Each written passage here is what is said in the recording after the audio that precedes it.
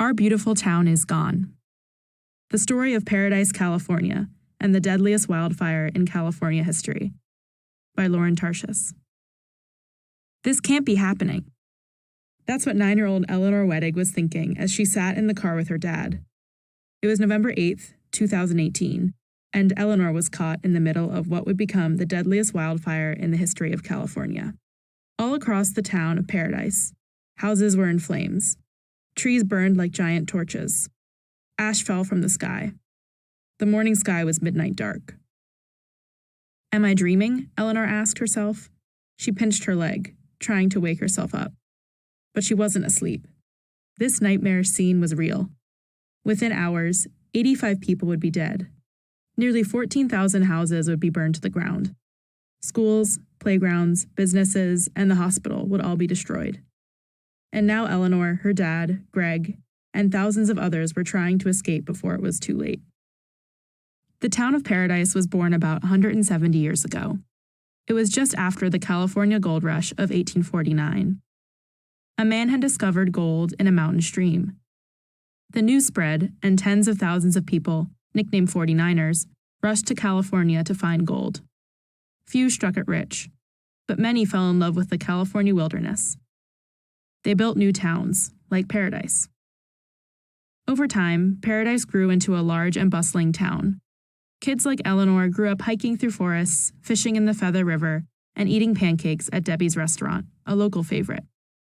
On the morning of November 8th, Eleanor got dressed for school and ate her cereal. Down the road, her classmate Lucas Fisher woke up as his mom, Holly, opened the curtains of his room. Across town, Paradise school bus driver Kevin McKay steered a big yellow bus through town.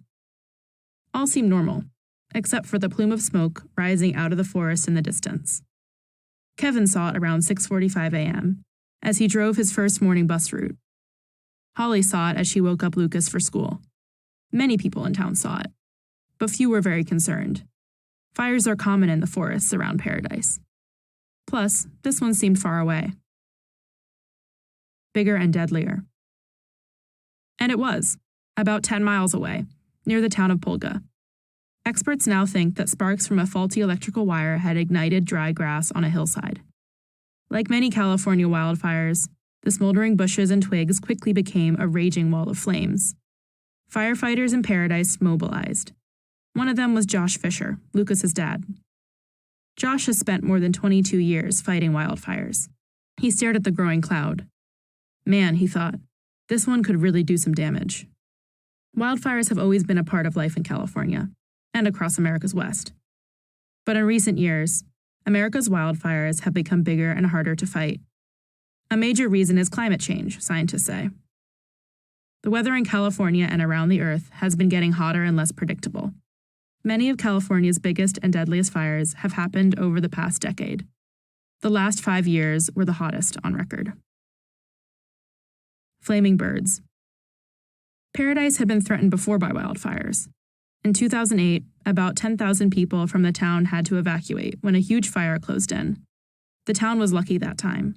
The fire stopped at the Feather River, along the town's border. The river protected Paradise like a watery shield. But the November 8th fire was different. It moved with alarming speed. Every second, it ate up a chunk of land the size of a football field. Even more dangerous, the strong wind was picking up pieces of burning trees. Like flaming birds, they flew across the river. Fires started wherever they landed. By 7:45 a.m., dozens of fires were burning in Paradise, and the main fire was closing in. Josh called Holly. He urged her to quickly drive herself, Lucas, and Lucas's sister, Sienna, to Chico, a nearby city. He then climbed onto a fire truck with 2 other firefighters. Josh had fought wildfires before, but nothing prepared him for what he would face in the hours to come. Beloved things. By 8:30 a.m., panic was spreading through Paradise. Thousands of people began to evacuate. Parents raced to schools to pick up their kids. Kids whose parents couldn't get to the schools were put on buses. Driver Kevin McKay left an elementary school with 22 kids and 2 teachers on his bus. The sky was black, and now he could see fires burning all around. I thought to myself, this could be it, he remembers. The main streets of Paradise quickly became jammed with traffic. Lucas was lucky. He, his mom, and his sister made it to Chico. But with every minute that passed, escaping by car grew more difficult. Roads were jammed with traffic. Eleanor and her dad had gone to Eleanor's school, but they quickly returned home and prepared to go to Chico. Eleanor's mom was working there.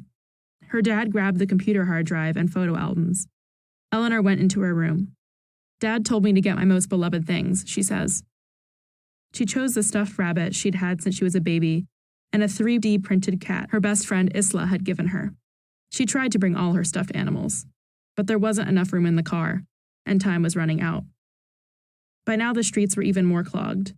Some roads were blocked by burning tree limbs, electrical wires, and cars abandoned by terrified drivers. Eleanor and her dad inched along in their car. Across town, Kevin McKay's bus crawled through traffic. Kevin tried not to think about how he and 2 teachers would keep 22 kids safe if they had to leave the bus. Instead, he thought of his mother and son.